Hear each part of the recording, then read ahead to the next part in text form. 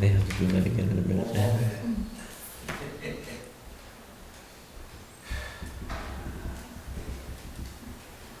Good evening, ladies and gentlemen, and welcome to the meeting of the Board of Health for Wednesday, October 14th, 2015.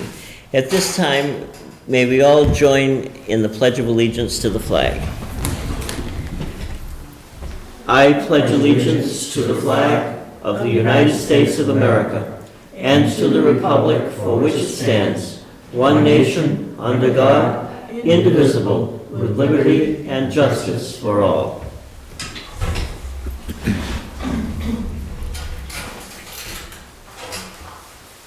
I will entertain a motion that the minutes of September 30th, 2015 regular meeting stand approved. So moved.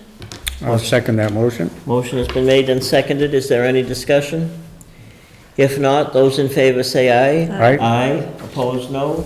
The ayes have it, and the motion carries. We have correspondence concerning the arbovirus surveillance report.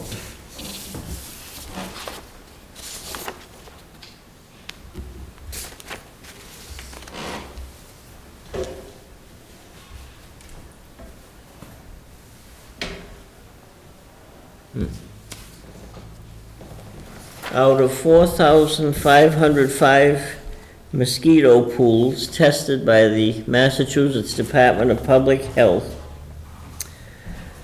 164 pools have tested positive for West Nile virus, and one pool tested positive for Eastern equine encephalitis.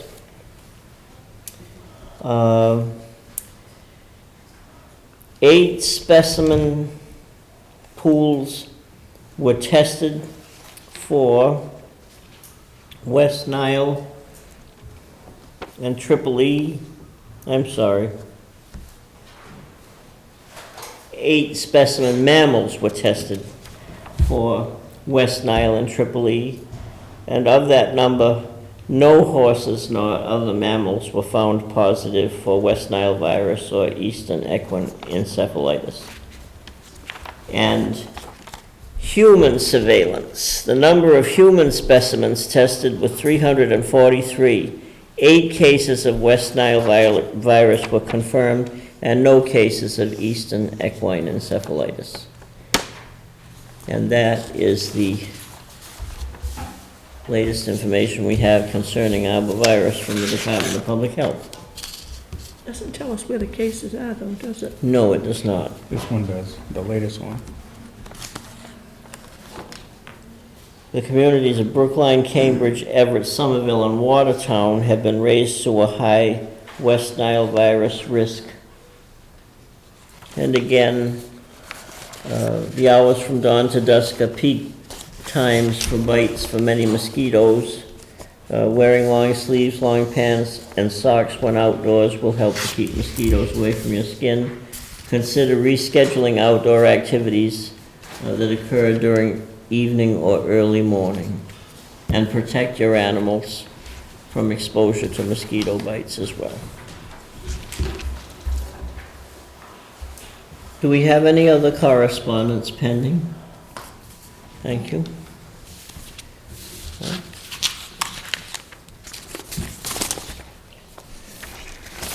We come then to announcements. I'll start those off.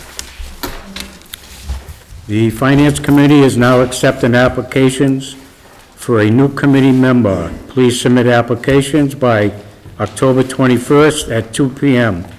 This is a one-year appointment, which is made yearly by the town moderator. This appointment is to fill an unexpired term left by now Selectman Nancy Goulart. The recall petition was approved by the legislature and signed by the governor on October 2nd, 2015. The legislation is identified as Chapter 94 of the Acts of 2015. Additional information is available from Sue Medeiros, Town Clerk, and it's also available on the town website. There is a prescription drug drop box now located at the Dayton Police Station. Please limit your disposal items to pill form prescriptions only. The following should not be disposed of in the drop box: creams, ointments, liquid, thermometers, syringes, IV bags, bio-waste, aerosols, inhalers, and EpiPens. You may also contact the Dayton Police Station at 508-669-6711 for further information. On Monday, October 19th, 2015, the town nurse and the Board of Health chairman will be meeting at 1 p.m. with Denise Fanouf, the newly assigned Public Health Emergency Planning Coordinator for the area that includes Dayton. Again, that's next Monday at 1 p.m. It's open to anybody that would like to come in and listen to the newly assigned Public Health Emergency Planning Coordinator. Sunday, October 25th, 2015, will be the Dayton Park and Recreation's 4th Annual Pumpkin Painting Party in memory of Richie Leonard. Anytime between 1 p.m. and 4 p.m., there will be hay rides, games, face painting, and pumpkin painting. Please bring a non-perishable item to donate to the Dayton Lions Food Pantry. Special thanks go out to Arujo Farms for making this all possible. The first annual Sweet Swap will be held Monday, November 2nd, 2015, from 5 p.m. to 7 p.m. at the Sullivan Family Dental offices at 1209 Somerset Ave, Unit 3, in Dayton, Mass. Exchange your unopened Halloween candy for games, prizes, and snacks. All candy will be sent to United States troops in holiday care packages. This is held in conjunction with Saving Our Troops, Stoneham, Mass., and Cub Scout Pack 28 of Taunton, Mass. A flu clinic will be held on November 9th, 2015, from 10 a.m. to 12 p.m. in the low level of Dayton Town Hall. You must be over 18, you must bring insurance cards, and call Jen Sylvia at 508-678-0080 for more information. This number is going to direct you to a Rite Aid person. Rite Aid Pharmacies is hosting this flu clinic. On November 11th, 2015, at 11 a.m. at Town Hall, there will be an unveiling of a 48-star United States flag given by the family of Byron E. Haskins, a World War II Bronze Star recipient. All are invited. For more information, contact our Veterans Agent, Donald Hershey, at 508-669-5027. And the Board of Health has Sharps disposal containers for sale for Dayton residents only at the office. $3 for a quart size, $6 for the gallon size, and $7.50 for a 2-gallon size. Once they're full, they can be brought back to the Board of Health for proper disposal at no additional cost. And the last scheduled announcement, recycling stickers are available for $1 for the recycling containers of your own choice. We have in the audience Mr. Robert Mullen, who perhaps would have something to say for us about the Art Fest, which didn't make the announcements, but if it's not in the formal announcements, but would you like to say something about the Art Fest? I will speak on that. It's going to be on Sunday, November the 1st, from 10 a.m. to 4 p.m. at Arujo Farms. This year, we have 75 vendors. And of that 75, almost half of them are new vendors that we haven't had before. Also, we have some outside demonstrations, including a shingle maker. We're going to make it with an old tractor. We have the corn grinder who makes fantastic Johnny cake meal mix. And this year we're going to have a wood carver with a chainsaw. He's going to put on a demonstration. Also, the festivities will start at 10 o'clock with the Dayton Rehoboth Marching Band putting on their show performance, to be followed by the elementary school chorus, the middle school. I think this year, I believe it's a brass band or something they have this year, and 4 hours of different musicians from the local area, and the school children be putting on their talents. And of course, we're going to have hot dogs and hamburgers with clam chowder and pumpkin bisque that will be available all day. And then starting at noontime, we'll be having wine tasting.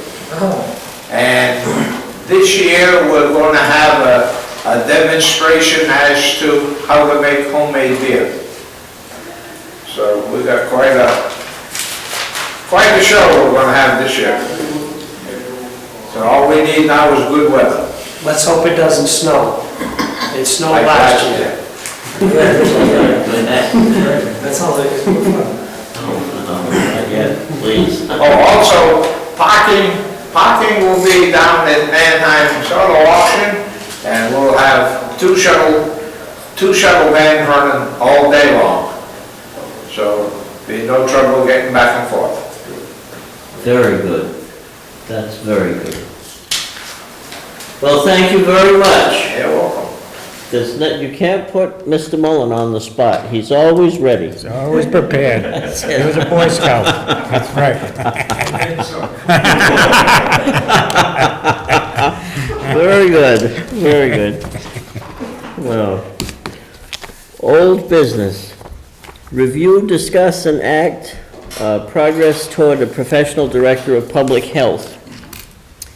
As we stated 2 weeks ago, we have sent an invitation for the State University at Bridgewater to send us a master's degree program candidate to assist in leading the Department of Public Health, at least while the Board of Selectmen undertake a study of how it should be structured. And we have not yet received any responses. That probably is due to the time of year. It is the beginning of the academic year for the master's degree program candidates, and we will be hearing, but the invitation is still online, but we have not received any responses. Next, under old business, review, discuss, and act concerning non-criminal penalty disposition for health law violations. And I wish to say the health inspector has brought it to our attention, our health inspector Kevin Bernardo has brought it to our attention that Dayton needs to take certain steps to be able to cite some violations for non-criminal disposition. Especially, our non-criminal disposition bylaw needs to specifically say, in addition to violations of bylaws, town bylaws, it needs to say regulations. That's number one. That's an amendment that a town meeting is going to have to make. Our own Board of Health regulations, when possible, need to include in the paragraph that identifies the wrong that we are prohibiting, what the penalty for violating that rule is. So it would be a whoever and whatever the misdeed is shall suffer non-criminal disposition or whatever, but it would be right in the paragraph of our own regulations. And third, we need to adopt all of the permissive Code of Massachusetts regulation provisions, which if we don't adopt them are not subject to non-criminal disposition. And Inspector Bernardo has offered to send us from Freetown an example of their regulations that contain the non-criminal disposition provision and matter concerning the vote that their Board of Health has taken to adopt the CMRs that require a Board of Health adoption before they can be subject to non-criminal disposition as well. When we have tightened up all of these areas, then we will be on firm ground whenever a violation occurs to issue a citation and expect that it will be enforceable. In the meantime, there are a number of state laws, including the state sanitary code, which have their penalties, and those will be enforced. So it's not that we're without any means of enforcing our regulations now, but we do need to tighten them up. Definitely. I'll be sending that over maybe this week. Thank you. And we also are going to need modern citation books for the purpose as well. Now, where would I obtain that from, the police department? Well, if it's a health citation, we probably should check with Ron O'Connor and make sure that we're using the right book. Again, I don't want to mention Freetown, but I use a regular citation book, and this way, where it says the infraction on the bottom, you just plug in either the regulation or the bylaw. So it can be used by the same ticket book that Stacy uses. I use one from the police department. Yeah, so it's the, and on those, you'll have to put the date of birth of the individual or social security number. You really don't want the social security number on there, the date of birth at least. So when it does, hopefully it doesn't get to the court, but at least they have the right person. No, that's fine. I didn't mean to take over this conversation. If anyone has anything to add, interject, please feel free.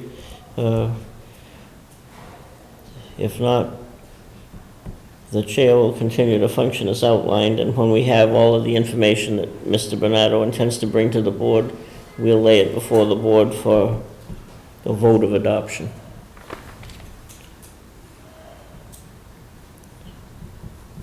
Does anyone have anything further? I'm just making a list. Well, then we'll move on to the next item of old business. The status of the hydronic heater bylaw. Bring out the stone tablets and we'll try to remember how to read hieroglyphics. I think that's when we started work on this. But in any event, this is the corrected hydronic heater bylaw, thanks to the building commissioner, who inputted into the text the revisions, the corrections to the text that we had sent up that were required by the state. My understanding is this has gone through 2 readings and a public hearing before this board already. We have made the revisions that we were obliged to by the state for it to go into effect. If we take a vote to adopt this and publish it, we should be able, by publish it, I mean we post it online and in public places. We should be able, when we receive state approval, to enforce it. Therefore, what we may do is we may take a vote to adopt this. If you'd rather wait 2 weeks until you've had a chance to study it thoroughly. But this is the same regulation that we have already adopted twice with the state corrections. And again, we'll take another vote to adopt it. Then we'll post it and wait for the state's imprimatur to enforce it. Didn't we send this into the state with the corrections? Not with the corrections yet. Oh, okay. The uncorrected version went up and they sent back to the commissioner the changes that needed to be made, which he has done. He did them. I think they show, don't they? Yes. They're highlighted on page 4 in 2 places.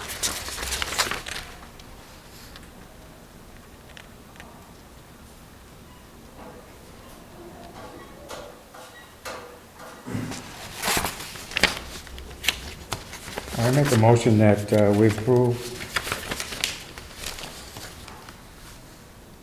this whole policy with the corrections and send it back to the state for their verification and certification. I'll second the motion. Motion has been made and seconded. Is there any further discussion? Is this a town policy, or is it a bylaw, or how do you classify this? Regulation. It's Just a local Board of Health regulation. Okay, all right. Yes. And it's enforceable as a law. It will help to address the issues of opacity and air contamination in residential areas caused by outdoor wood-burning furnaces. Do we have many in town? Yes, we do. And, good evening, board.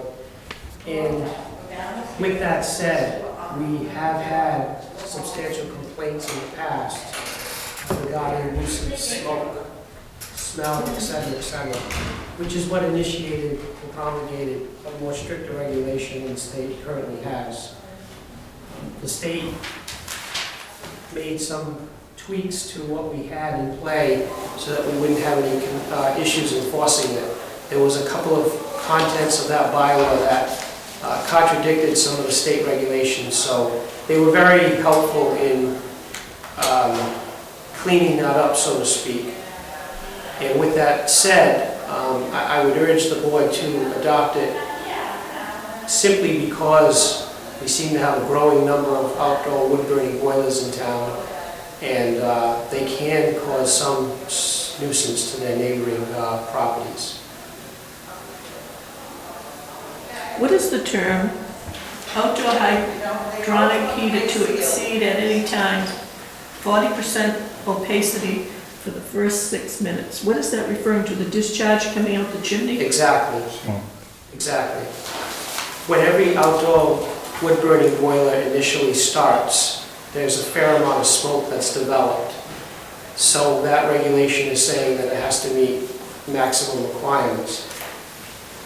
An outdoor wood-burning boiler, though, for those who don't know how they work, is they're really not meant to be shut off. They stay on continuously.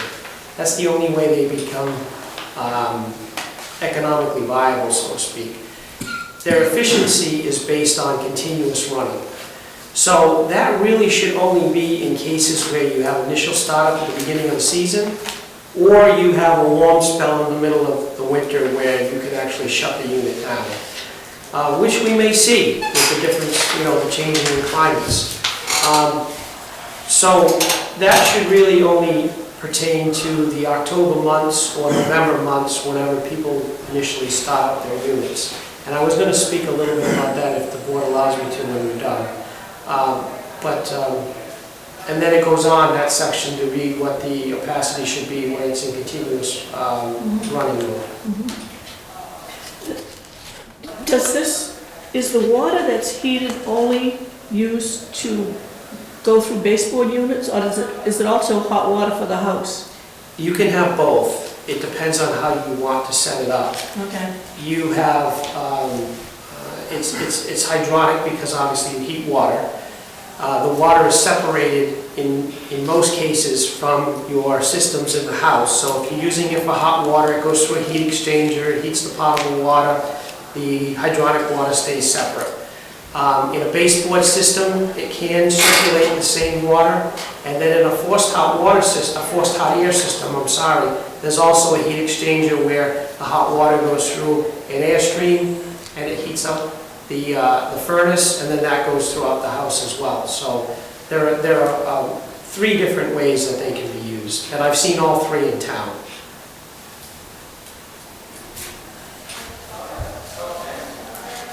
You'll be willing to undertake transmission of this bylaw to the State Department of Public Health to make sure that we have their approval to enforce it?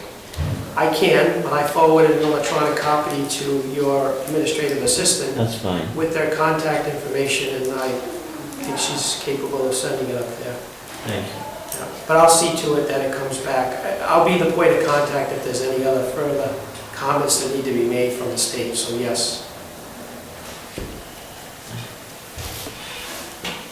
Is there any further discussion? If not, the motion before us is that we adopt the Board of Health regulation on outdoor wood-burning boilers. Actually, I don't think it was worded quite that way. It was worded as a policy, but I think perhaps the friendly amendment of insertion of the word regulation is important in that motion. And that said, those in favor of the motion indicate by saying aye. Aye. Aye. Opposed, no. The ayes have it and the motion carries unanimously. Commissioner, you said you had something further to say about this regulation. If I may, just speak to the town at home. Good evening, Dayton. The only comment I wanted to make is, you know, we're not trying to overregulate things here in town, but there seems to be over the past few years, I wouldn't call it a blatant disregard, but you're more than entitled to heat your home in this manner because the state has approved it, and quite frankly, it's an alternative method when things get tight throughout our home's budgets. But you need to be mindful, for every cause there's an effect, and these things can be a nuisance. You're the one who owns it and operates it, you're used to the fact that you're cutting wood, splitting wood, and burning wood, but your next door neighbor might not be. And just as you have rights, so do they. So I would only ask you to be mindful of the way you operate it, follow the owner's instructions, be aware that we have a regulation in place that we can cite you for if you're not following the operating procedure correctly, and just use a little common sense in things. If you've got a low ceiling on a particular day, you know, make sure your fire is running hot enough so that you're not creating an excessive amount of smoke, so that we can all try and live harmoniously. Thank you. Thank you. When they start up, or when you start one up, is it like when you start your wood stove initially, you have a lot of smoke, but once you get a good bed of embers, it burns clean? Exactly, exactly. So, Only the amount of smoke that these can develop far exceeds that of your wood stove at home. yeah. So that's it. It's the same principle, however, until you get a good updraft Right. and push out the dull sloth in the chimney, it's all white and gray smoke. Right, exactly. Thank you. Thank you. Next, new business. Review, discuss, and act local public health regulations. And the number one local public health regulation that we have to consider on the agenda tonight is barn permits. As it stands right now, our animal control officer inspects stables, and the Board of Health issues stable permits for those who stable horses. In addition, as inspector of animals, needless to say, we are concerned with everyone in town who keeps livestock, or domestic animals for that matter. But we have not until now issued what are probably considered barn permits for barns that house any livestock. It vastly increases the amount of licensing, the volume of licensing that we will be doing if we undertake this change. The primary advantage to having barn permits, as I understand it, is it informs the animal control officer / inspector of animals of where animals are located that may have to be evacuated in the event of an emergency, such as a hurricane or disaster of any kind. And at that, I'm going to leave the explanation of the rest of this to the animal control officer herself, Stacy Ferry, who came to the meeting tonight to speak to this change. Barn permits, we have many people in town that have animals, that have a few goats, have a few cows, and unless I really am looking, I don't know that. And health reasons, evacuation reasons, and the state needs to know what we have in town for their population of monies and everything like that. One day, I was walking down, coming up Main Street in my personal vehicle, and there was a herd of goats walking down Main Street. I had no idea where those goats belonged. They followed me back to where I thought they belonged, and found out that is where they belong, was on the farm Main Street, but I had no idea he was housing goats there. None whatsoever. So, if your animal gets loose, there's many times I have cows in the middle of the night, walking down the middle of the street. 9 times out of 10, they've gotten out before, so I know where they belong. But there are times that I have no idea where some of these animals belong. It's a hazard, and as you said, for evacuation purposes, if we had a disaster here, there'd be many people calling me going, I need to evacuate my animals. And I go, well, you're not on my list to evacuate, I don't know what you have there, how I can get somebody there to help you evacuate. With that being said, 9 times out of 10, your barns already have an evacuation plan. They know where they're going to move their animals to, but not everybody does. Not those small farmers that only have a couple cows and a couple goats and maybe a coop of chickens.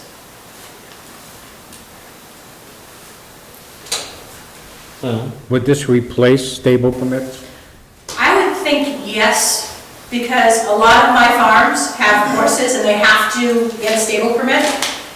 And I find out they have cows and chickens or whatever, goats or alpacas or llamas or whatever on their property in doing a stable inspection. But I would think we could combine the state, any farm animal could combine into a barn permit. So in other words, what I'm asking is, if a person only has 2 horses, nothing else, They could get the a barn. barn permit would cover the Yes. same thing, okay. Yes, Rather than issuing 2 different ones. right. No, the barn permit would cover that. Okay.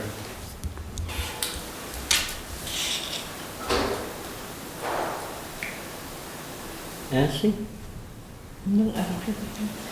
The only thing that I can say is, as a procedural matter, what we're gonna have to do is draft the regulation.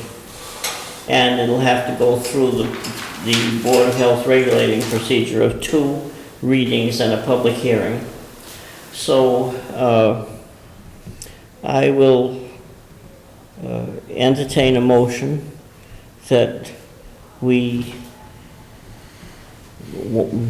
if anyone here would care to do it, or I can do it if you care to delegate to the chair, undertake the drafting of a barn permit regulation for review and tentatively adoption at the next meeting.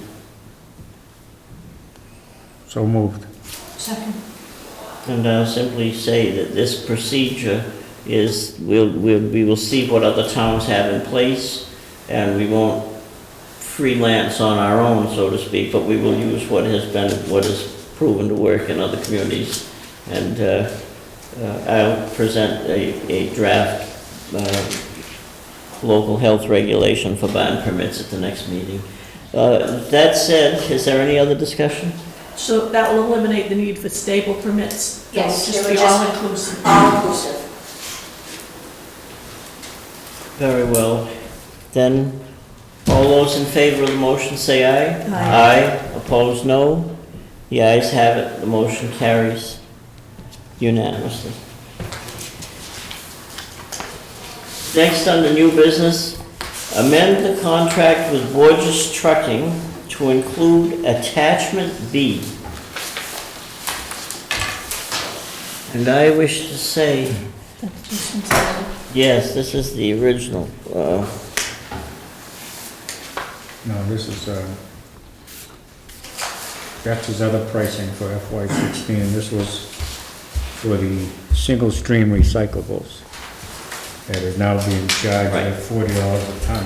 When we, That was not in the original. Oh, okay. I think When it's we- on attachment A, Patrick, that's. That's their- A. I got A. I know the difference. When we executed when we executed our agreement with Mr. Borges covering the year 2016, attachment A, which I have in my left hand,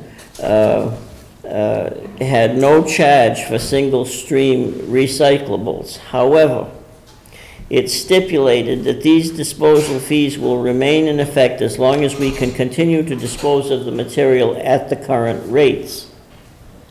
So it was no charge on February 27th, 2015. However, the rates changed. We have been notified of an increase in our tipping fee for single-stream recyclables. As of August 17th, this fee will be $40 per ton. It's a considerable jolt. We will continue to search for any alternative sites that may become available to drop off the recyclables at a lower cost. At the present time, the above-mentioned rate is the best option. Please call our office and it has the telephone number, if you have any questions or concerns.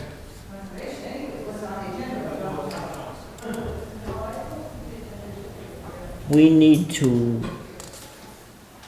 have some kind of a document that we can execute, no?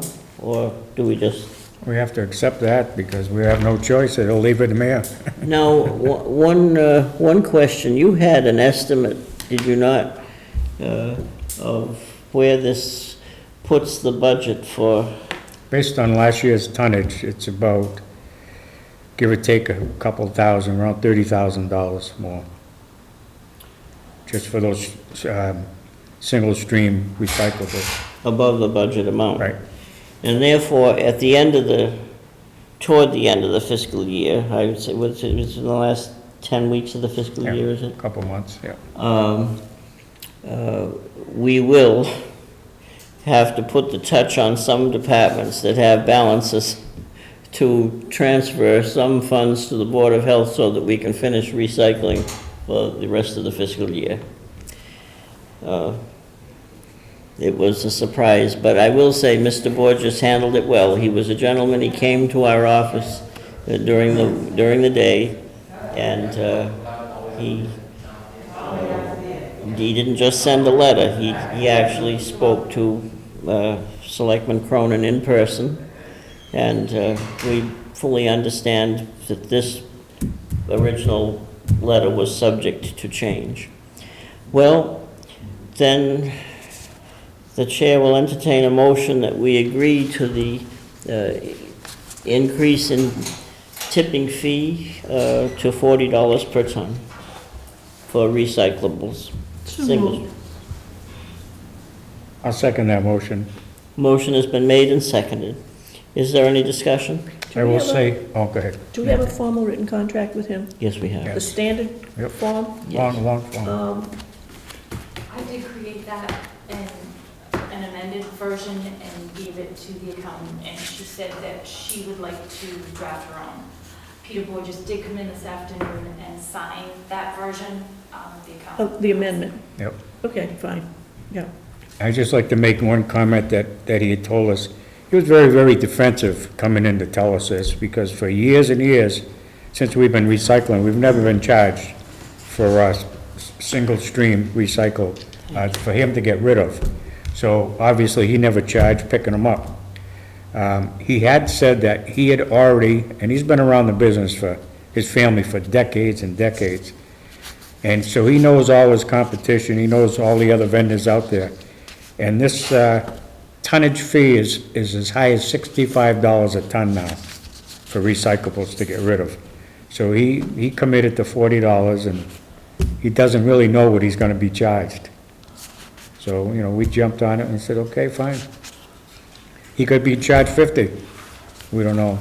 But he did give us a little warning, and then he did come back and tell us what he could do it for.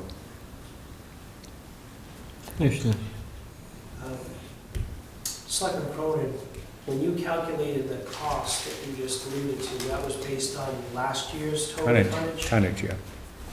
I've been putting 60 new homes online every year. So she went a little more than, I think it was about another $5,000 above, but at least, we've got the forethought now of what to look for.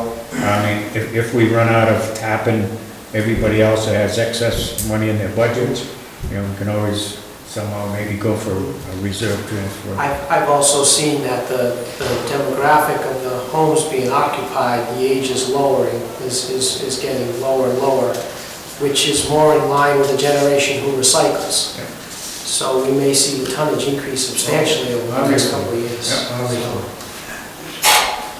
Just for information, what is it, the fee for the trash we put out in the bags?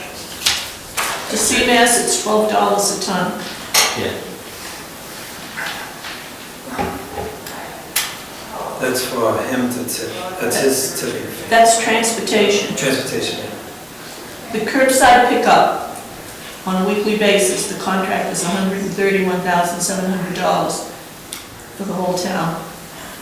The recycling pickup every other week is $76,900. Those are basic costs. Then there are costs involved with transportation. So the trash to CMAS is $12 a ton. Single stream recyclables to a recycling facility, $140 per load. Other recyclables to recycling facility, $140 per load. Bulky waste to New Bedford waste, $140 per load. Then you get into disposal fees, and that's where this comes in. Originally, single stream recyclables, there was no charge. Now it's going to be $40 a ton. Bulky waste is $86 per ton.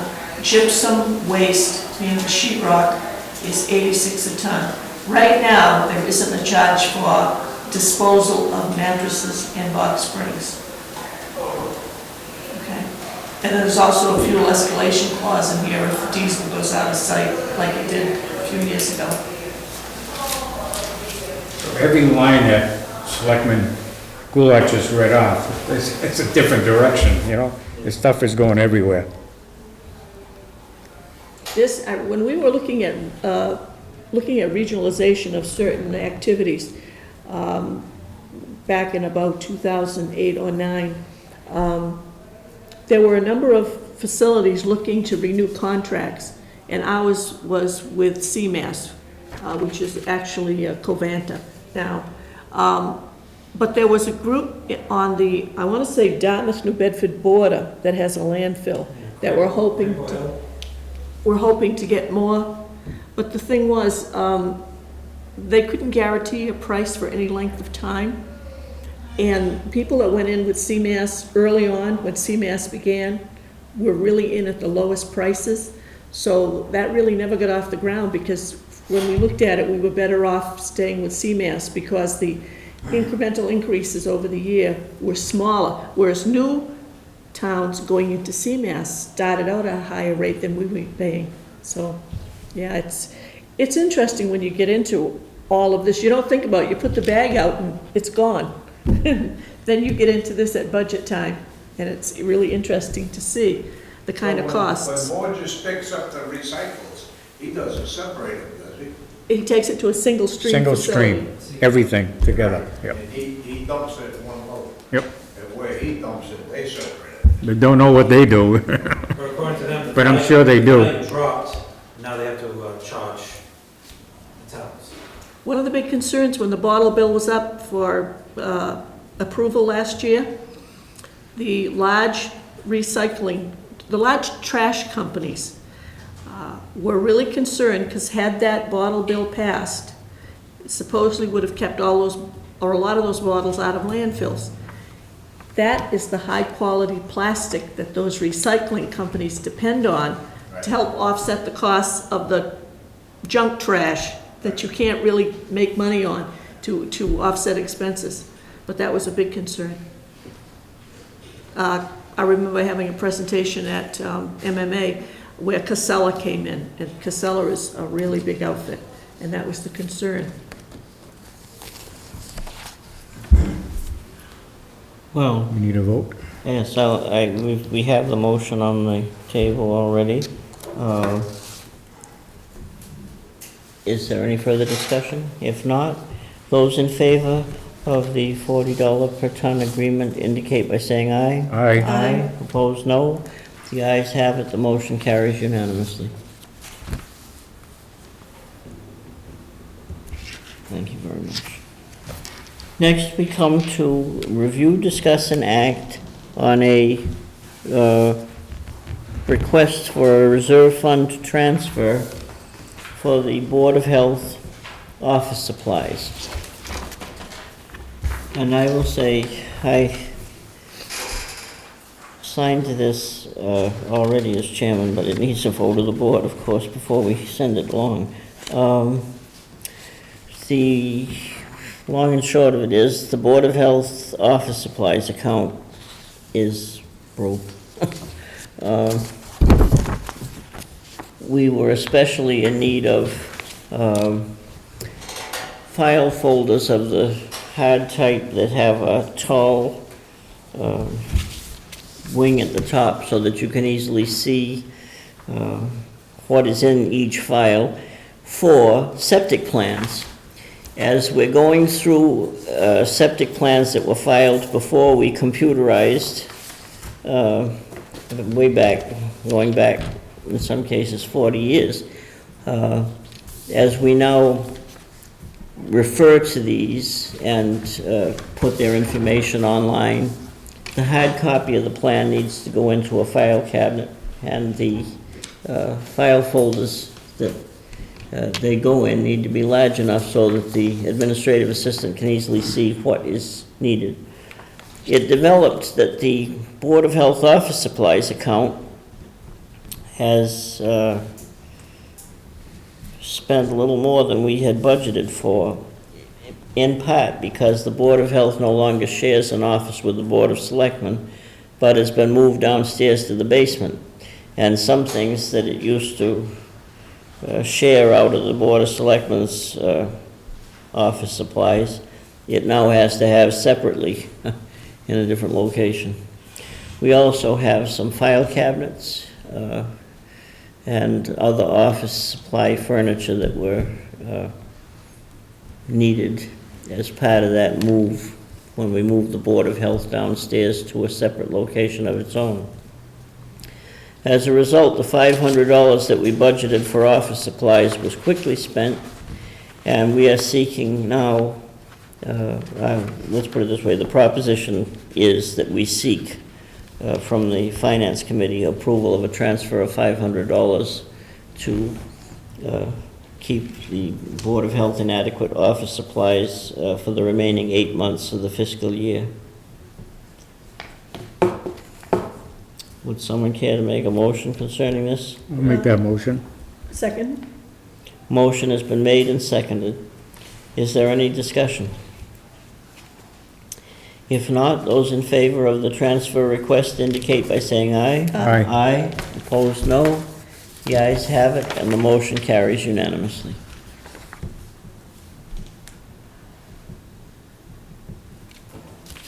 I'm sorry. That's quite all right.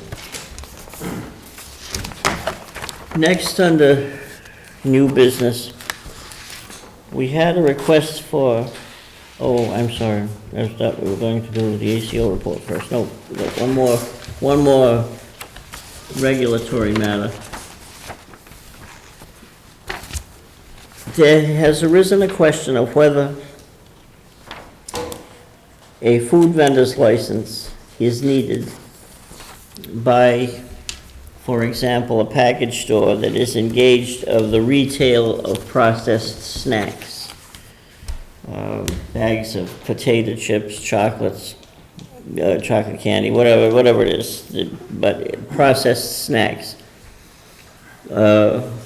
We recently had a case in which there was an assertion made that it was not required, and it develops that because even processed snacks have, number one, a sell-by date, an expiration date beyond which they should not be sold, and number two, perhaps more importantly, are subject to recalls if they're badly processed. When we announce recalls of snacks or whatnot that are contaminated, we need to know who to notify directly. For these reasons, they are required to have a food license. Inspector Bernardo, if you'd like to say anything more about that. Yeah, like you mentioned, it is food, but I would actually look in the future to probably separate a fee where you could do a retail food, which a package store would be, versus a regular restaurant, and you could just do a food establishment. This way there's that definition of what each establishment is responsible for and how to make sure their product is safe. And we can do that by local regulation. You can, and you can actually just adopt a different fee. And of course, a retail establishment would be cheaper than a regular food establishment. So you could say that's $75 versus $100 for a food establishment. And it distinguishes the type of operation, because you have the mobile food operation, you have the temporary food. So in the food code, it actually breaks up each food establishment by their designation.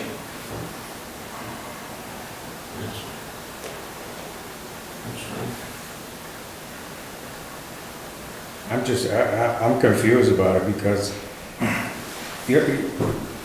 based on an expiration date and possibility of recall, then every Stop and Shop, Shaw's, Hannaford's, Market Basket has to have one of these town food permits. They should. The same as, say, Giorgio's has. They should have, on an establishment like that, just say it's a Stop and Shop, they should have a retail food, and if they're kind of split in the middle where they have the deli part. Now, I'm just talking about these items that, two of our, like they'd be subject to a retail food permit. candy bars and, Candy bars, chips and stuff. which have to be, when the inspector goes out, they have to make sure that they're current, so they're properly rotated, so they're not selling the old product. Where are these products stored? Are they in the back room where the ceilings collapsed on them? Is it rodent infested? We have to make sure the establishment's clean, and then it has to be subject to recall. If there is a recall on these items, the manufacturer is supposed to notify the vendor, but us as the Board of Health have to go out and verify that these products are taken off the shelf and taken care of responsibly. Because some of them say remove, discard, or return back. So we have to make sure that these individuals are not going to just sell it. On the particular establishment we're talking about, which I won't name, they just didn't know that they were supposed to get a retail food permit. When I had walked in, regular personal business, I had noticed chips, pretzels, different snacks, which is considered food. It is consumed and is subject to the regulations. But this applies to everyone in the state. Yes, everyone. So I can go to Stop and Shop and they will have a food permit, like we issue our restaurants. Definitely, yes. Just- And just some for that. are broken up, so for like a Stop and Shop, they might have multiple. They have a tobacco permit, a retail, a bakery, whatever it is. We have different establishments that can meet. Those are, yeah, right. So we have different establishments that are common vic versus and food establishments, because you can eat inside, sit down. We have the milk and cream. This establishment we're talking about sells no milk and cream. They only sell regular beverages and snacks and food items. So they wouldn't be charged the milk and cream, but they'd be charged retail, and they'd be charged tobacco and permit. So it depends on each establishment, how they're set up, and that's how that's how we charge. Some supermarkets have salad bars, and they also have containers of hot soup. So that's fresh food. So what do you call that? That's like, almost like a restaurant, only you don't sit there. It is. Well, in some supermarkets, you can sit there and eat, depending, because even Trukey's has tables and chairs. But you can get soup and you can get salad. You Yeah, know. each establishment should have, well, each application should be reviewed and charged accordingly. I'll give you an example. Dunkin' Donuts sells retail food, they prepare food, and you can eat inside. So that establishment should be a retail permit, $75, just say, for example. The food operation itself, $100, and the common vic normally is $50 or $75. They should be charged those three items because that's what they encompass. On a gas station down the street, if they sell milk, they should be charged milk and cream, the tobacco inspection, and a regular retail food. Since they're not preparing food, they're selling products that are packaged, which are subject to the recall and the dates and how they're stored. So it depends on each establishment. So each application should be reviewed, and we can work together, I can work together with Rosalind, and we know what the fee is. But you should divide the retail versus the food, because it's two different animals, really. When you go into a store, a large store, and I've run into this myself at a large supermarket, where somebody is stocking shelves and moving stuff around, and I'll say to them, let's say it's potato chips, and I say to them, do you have smaller bags? I don't need these giant bags. Or I'll say, do you have the such and such crackers? And he'll look at me and say, I don't work for the store. He's working for the potato chip company or the cookie. So who's responsible, the store? The store is responsible, and I get that a lot. I go into a store and I pick out the milk, and it wasn't rotated properly. And I always get the same excuse. Oh, my milk guy was here, and I say, unfortunately, you're selling out-of-date milk. And I just make the notation on the inspection report. But at that time, they can just discard it. Right. And where it's corrected, it's more education. Talk to your milk guy, talk to the chip guy. So you tighten it up, and it's called FIFO, first in, first out. You want to make sure you rotate the stock properly. Thank you.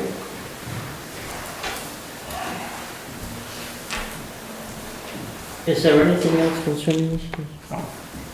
We next come to the review and discuss the October 9th, 2015 Animal Control Officer's Report. This is the daily log for October 9th, 2015. We have it. That's it.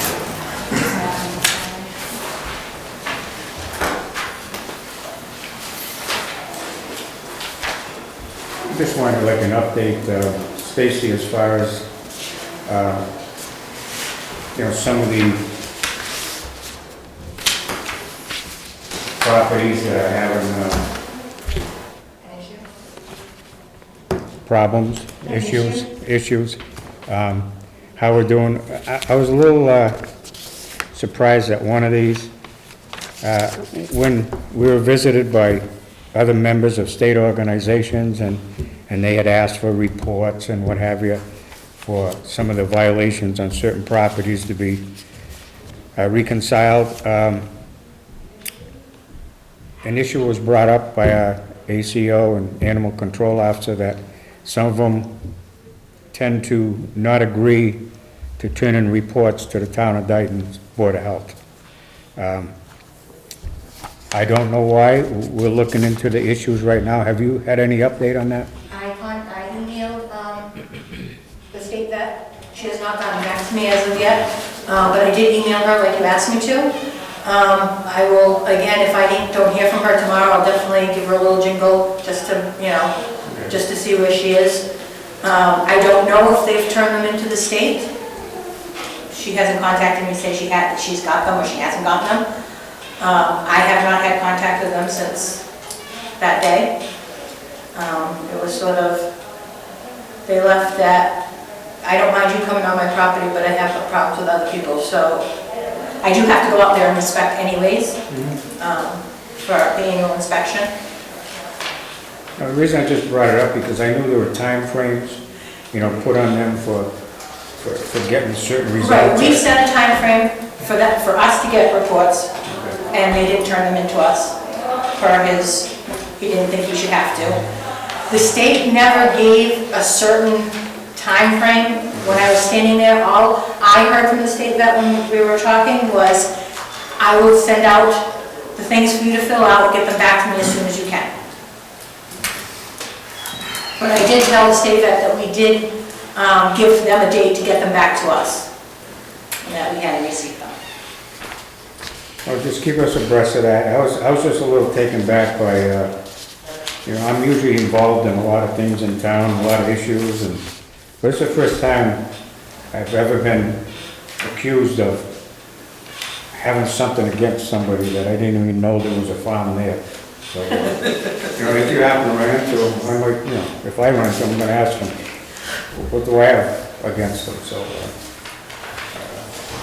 And just as I'm thinking of it, not about that, just as an FYI, when we pick up deer, whether we dispatch them or they're DOA on the road, I do have people that come, who happen to be part of my family, that bring them to the Somerset Gun Club. We then, not myself, but my husband calls the EPO, the EPO comes out and tags them. So if we need those tags, they're all at the Somerset Gun Club, because they need to be able to prove that they have tags if the EPO comes out and does a surprise inspection, anything that hangs. They don't only take ours, they take Swansea's and Somersets too, so they have a lot going through there. But we can prove which tags ours are. Now, do you still have to make that report and send it in? If For the deer count? I did do all of the ones the way she said, the state vet said to me is, if you pick it up and put it in your van, you have to account for it as an intake.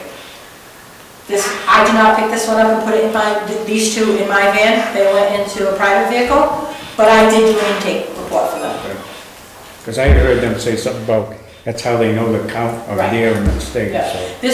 So far this year I've had, and there have been 2 at a time, 6 deer hit in a matter of a week and a half. And there were 2, 2, and 2 hit at the same time. Hunting season is starting. When the animal goes to the Rod and Gun Club, is this animal inspected before it's consumed? The EPO, if he saw anything that was out of the ordinary, he has said stuff, he said, no, you've got to get rid of that. In doing this a long time, you basically can tell if an animal is sick.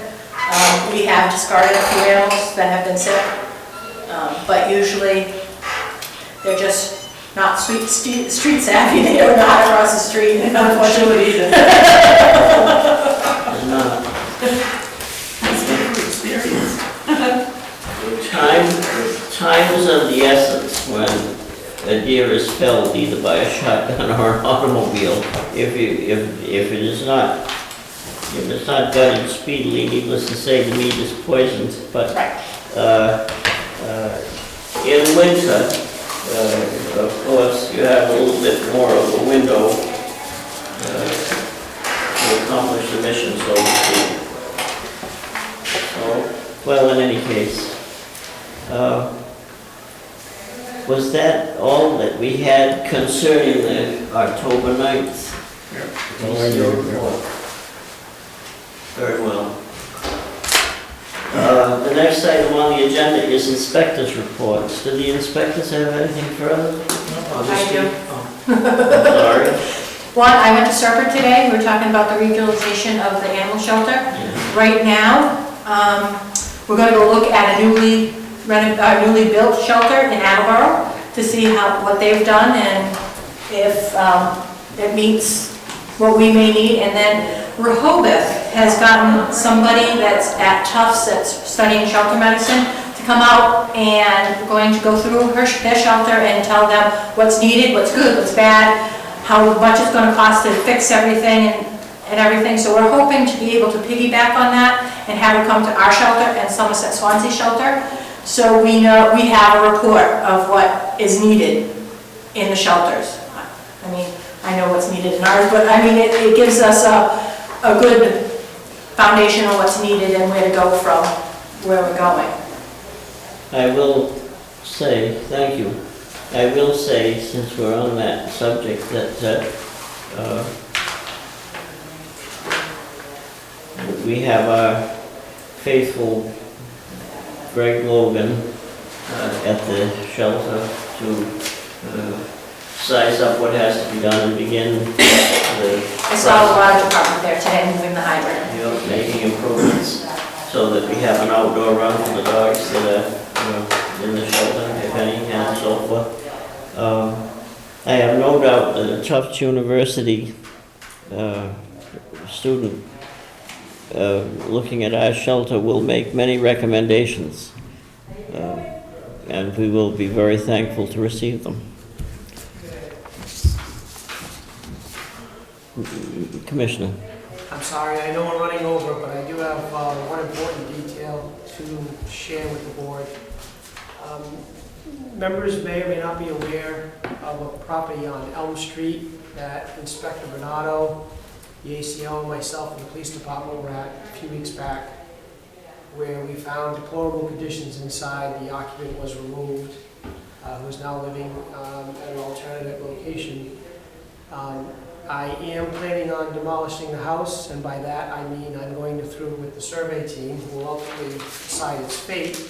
But in doing this for the length that I have, I'm confident it will be demolished. Concerned about the interior environment, as Inspector Bernardo can attest to, because he was in it with me. I've reached out to Trauma 24, who is the company that we use through the police department for any biohazards or suspect.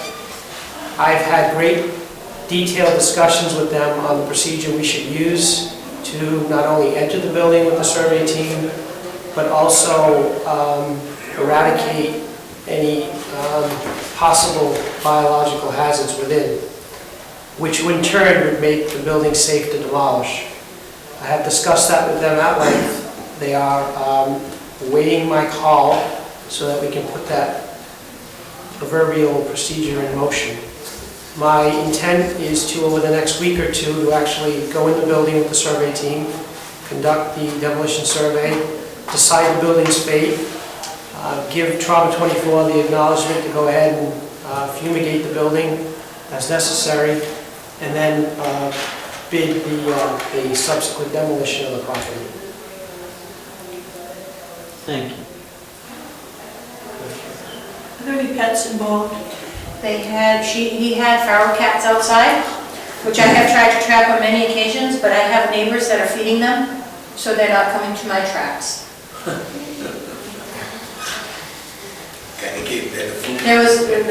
I put tuna fish out, and cats will always come to tuna fish. I've done it more than many times, and every time I see them, but people are feeding them, so they're not interested in. They're not hungry. No, not interested in what I'm doing. When Mrs. Ferry made me aware of what was going on, I talked to the neighbors and tried to emphasize to them that that was not the appropriate thing to do. I don't think they'll listen, but nonetheless, we're doing our best to try to trap the feral cats.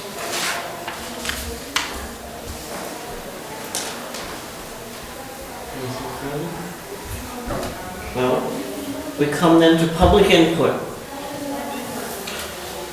Have we any public input tonight? If not, then I'll entertain a motion to adjourn. Second. Motion's been made and seconded, and all those in favor indicate by saying aye. Aye. Aye. Opposed, no. The ayes have it. The motion carries, and the meeting is adjourned at 7:40 p.m. Thank you, ladies and gentlemen. Thank you, Board.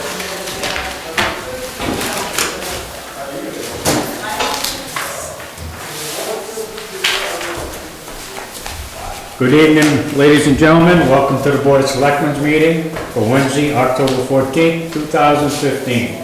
At this time, would you please join us in reciting the Pledge of Allegiance to the flag? I pledge allegiance to the flag of the United States of America and to the republic for which it stands, one nation, under God, indivisible, with liberty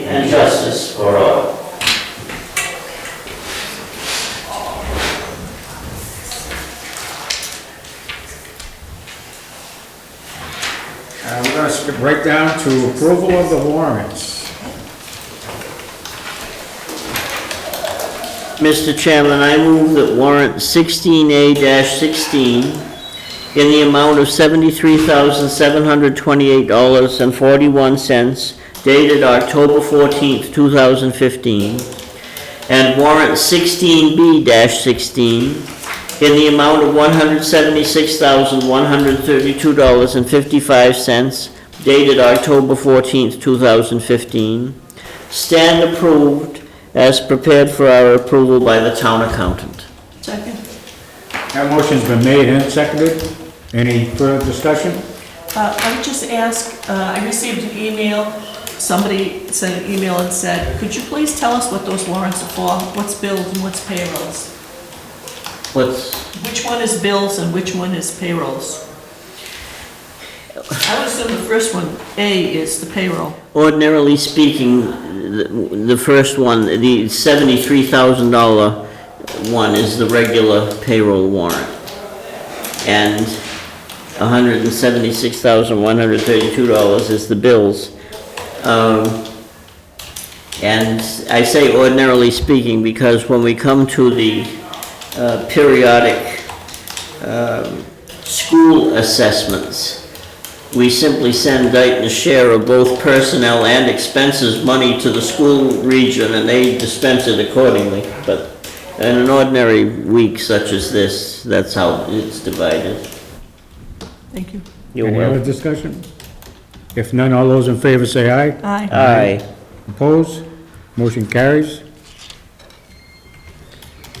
Correspondence. We have a letter from Attorney David Gay's office, who is the Town of Dayton's legal counsel, concerning a zoning question regarding access to the new Dayton Police Station. We just received this today, and I like to read it because there's some concern with the process and the status of the Dayton Police Station. We continually get calls on it.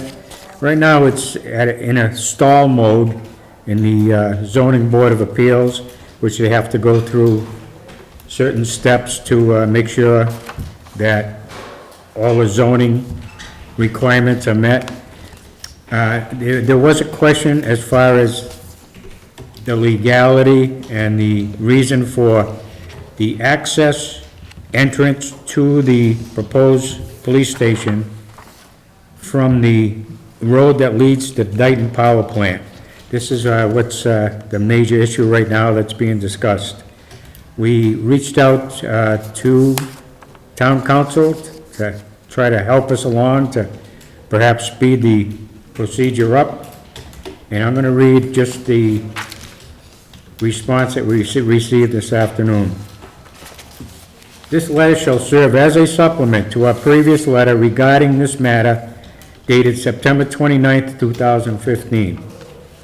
In said letter, we advised that a variance would be needed to use the easement as the primary means of access for the new Dayton Police Station. That easement was conveyed to us when the land was transferred from the Dayton Power Plant to the town of Dayton and donated to us. That easement has always existed, and that is the easement that gives us entrance into the Dayton Police Station proposed project from the road that goes into the power plant. Attorney Gay continues and says, upon further review, we find an alternative approach to this issue that would not require a variance. The town zoning bylaw requires that access to any buildable lot be through the lot's frontage. Frontage must be on a street. The town bylaw defines the word street to include the following types of ways. A street can be an accepted town way or a way established by or maintained under a county, state, or federal authority, or a state can be a way established by a subdivision plan approved in accordance with the subdivision control law, or 3, a street can be defined as a way determined by the planning board to have sufficient width, suitable grades, and adequate construction to provide for the needs of vehicular traffic in relation to the proposed use of the land, and for the installation of municipal services to serve such land, and the building erected or to be erected thereon. The easement roadway would meet the third definition of a street referenced above if the planning board were to make a determination that it is of sufficient width, suitable grades, and adequate construction to provide for the needs of vehicular traffic in relation to the proposed use of the land as a public safety police station facility, and for the installation of municipal services to serve such land and the buildings erected or to be erected thereon. We at Gay and Gay have reviewed the easement agreement dated May 6, 2015, which created the easement in question, as well as a plan of land entitled Existing Conditions Plan of Land in Dayton, Mass., prepared by John W. Delano and Associates, Incorporated, dated June 12, 2014, which depicts the easement area as well as the parcel of land upon which the public safety facility will be constructed. The town's parcel abuts the easement for 185.67 feet. The land is in a business district. In the business district, 100 feet of frontage is required for this proposed use. We also note that the easement agreement specifically contemplates that the easement will be used as access to a public safety facility by the town, its employees, its residents, its guests, and others.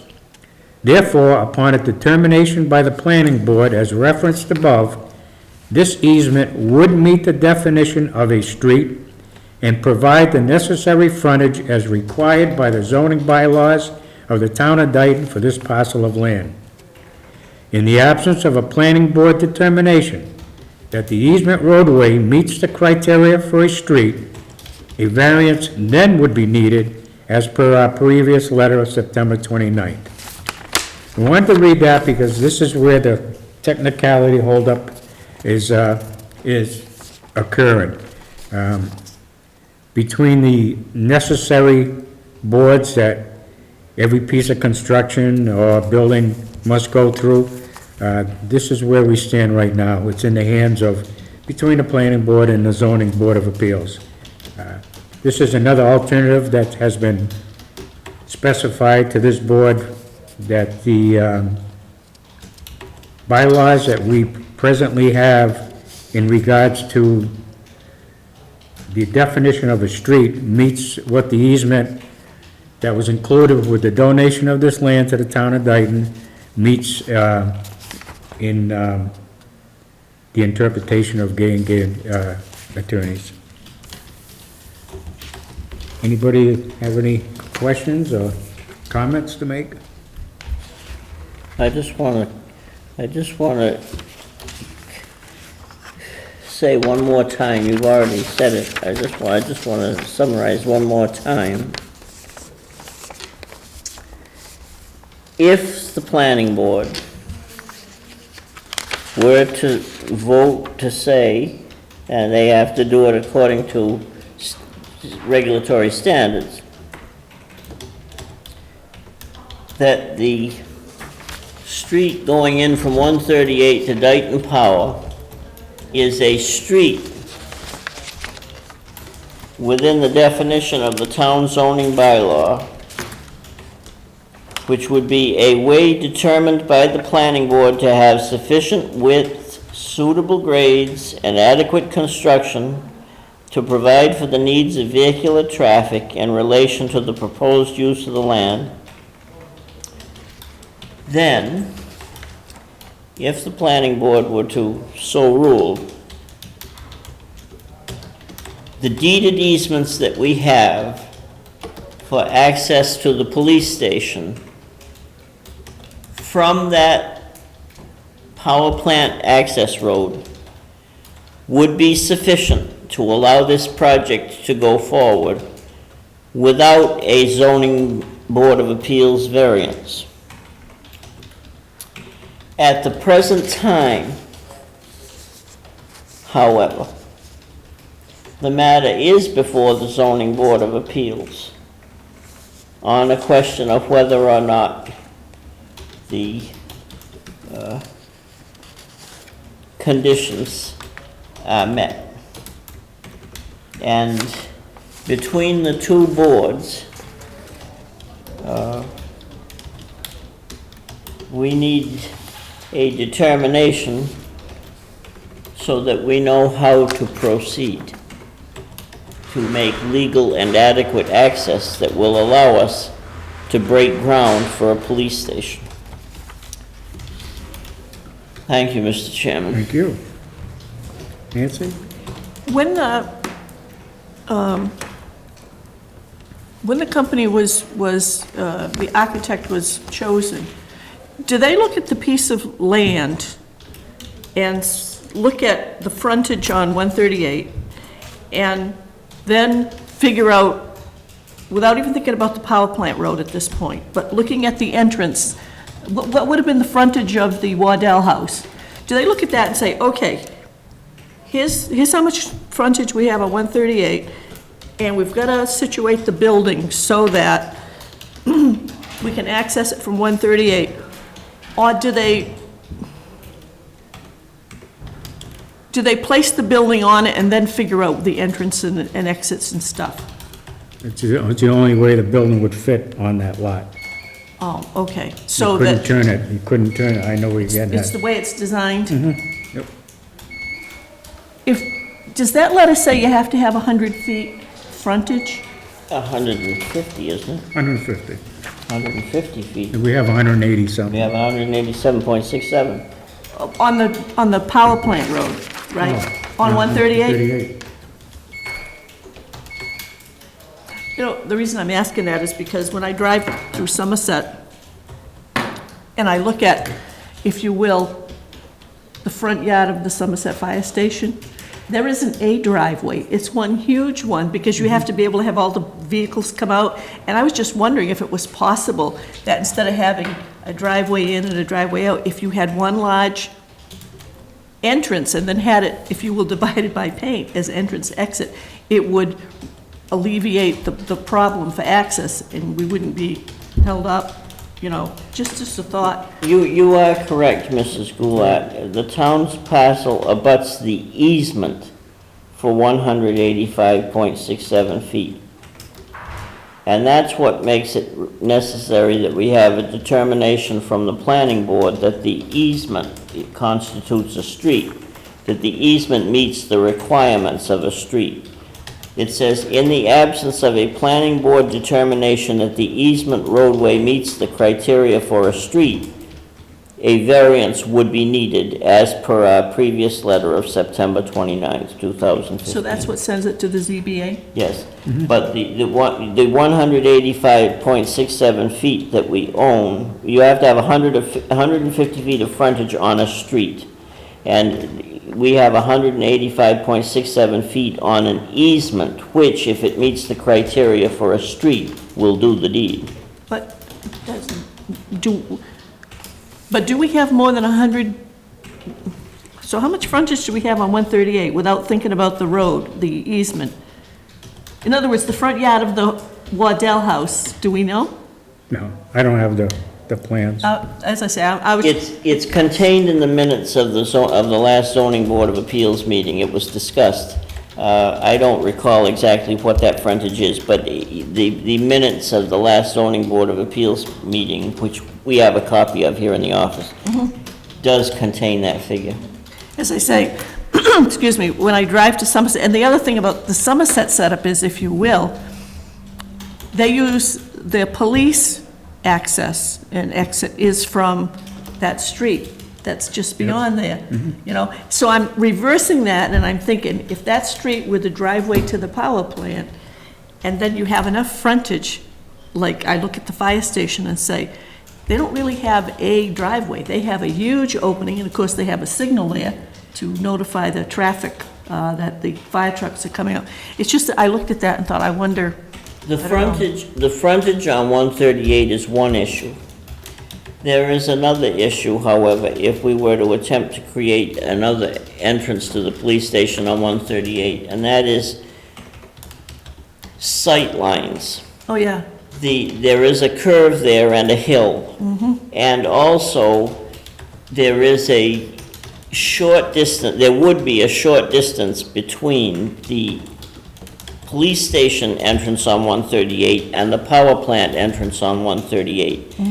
There is a serious doubt that the DOT would allow a curb cut for the police station entrance that close to the power plant because of the sight lines on the Elm Street curve. So,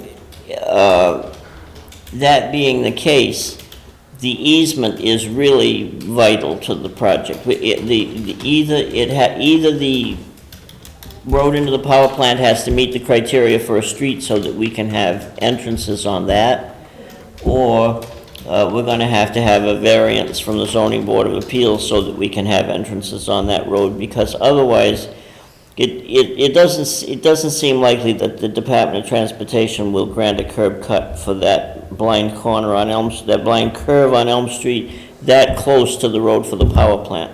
It's a prescription for an accident. And that was the purpose of the length of time that it took to get that donation, working out the easement off the roadway to the plant for safety reasons. Because if you were to egress or leave the property of the station onto 138, there is very little sight line either way. So that was from day one. That was part of the feasibility study, that was the safest as far as safety trumping a local bylaw or zoning bylaw. And that's the only reason that easement was put there. And the power plant had no problems whatsoever. That easement is forever to have access, so.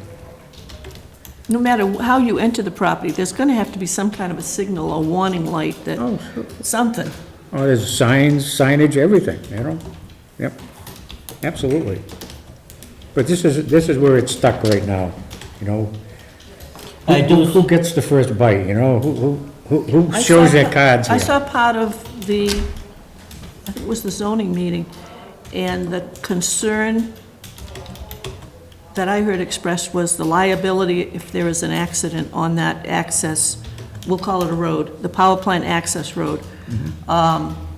Because even though we have the deeded easement into perpetuity, the power plant is going to have a liability.